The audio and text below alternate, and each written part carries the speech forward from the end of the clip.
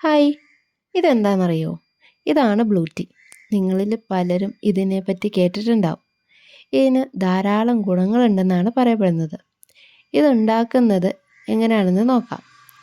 ഇതിനു വേണ്ടി നമുക്ക് മെയിൻ ഇൻഗ്രീഡിയൻറ്റ് ശംഖുപുഷ്പമാണ്. ഇത് 2 നിറത്തിലാണ് ഞാൻ കണ്ടിട്ടുള്ളത്, വൈറ്റ് ആൻഡ് ബ്ലൂ. വേറെ നിറത്തിലുണ്ടെങ്കിൽ ഒന്ന് കമൻറ്റ് ചെയ്യണേ. ബ്ലൂ ടീ ഉണ്ടാക്കൽ സിമ്പിളാണ്, ആർക്ക് വേണമെങ്കിലും പെട്ടെന്ന് ഉണ്ടാക്കാം. ഈ ഫ്ലവറിൽ ധാരാളം ആൻറ്റി ഓക്സിഡൻറ്റ്സ് അടങ്ങിയിട്ടുണ്ട്. അതുകൊണ്ട് തന്നെ ഇത് നമ്മുടെ ഫുൾ ബോഡിക്ക് ഏറെ ഗുണകരമാണ്. കൊച്ചു കുട്ടികൾക്കാണെങ്കിലും ഓർമ്മശക്തിക്കും ബുദ്ധി വളർച്ചയ്ക്കും വളരെ നല്ലതാണ്. ഈ ശംഖുപുഷ്പം ഡ്രൈ ചെയ്ത് നമുക്ക് സൂക്ഷിക്കാം.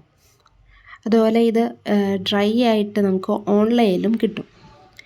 ഞാനിപ്പോൾ യൂസ് ചെയ്തേക്കുന്നത് എൻ്റെ വീട്ടിൽ വളർത്തിയെടുത്തതാണ്. ബ്ലൂ ടീയിൽ നമ്മൾ നാരങ്ങ പിഴിഞ്ഞ് ഒഴിച്ചിട്ടുണ്ടെങ്കിൽ ഒരു പർപ്പിൾ കളറായിട്ട് നമുക്ക് കിട്ടും. ഇപ്പം നമ്മുടെ വീട്ടിൽ ഗസ്റ്റ് വരുമ്പോഴാണെങ്കിലും അത് കൊടുക്കാൻ പറ്റിയ റിങ്ങാണ്. ഈ ഫ്ലവർ ഉണ്ടാക്കുന്നതനുസരിച്ച് നമുക്ക് ആവശ്യത്തിനെടുത്തിട്ട് ബാക്കി വരുന്നത് ഡ്രൈ ചെയ്താൽ മതി. അപ്പോൾ എങ്ങനെയാ നമുക്ക് ബ്ലൂ ടീ ഉണ്ടാക്കുന്നതെന്ന് നോക്കാം.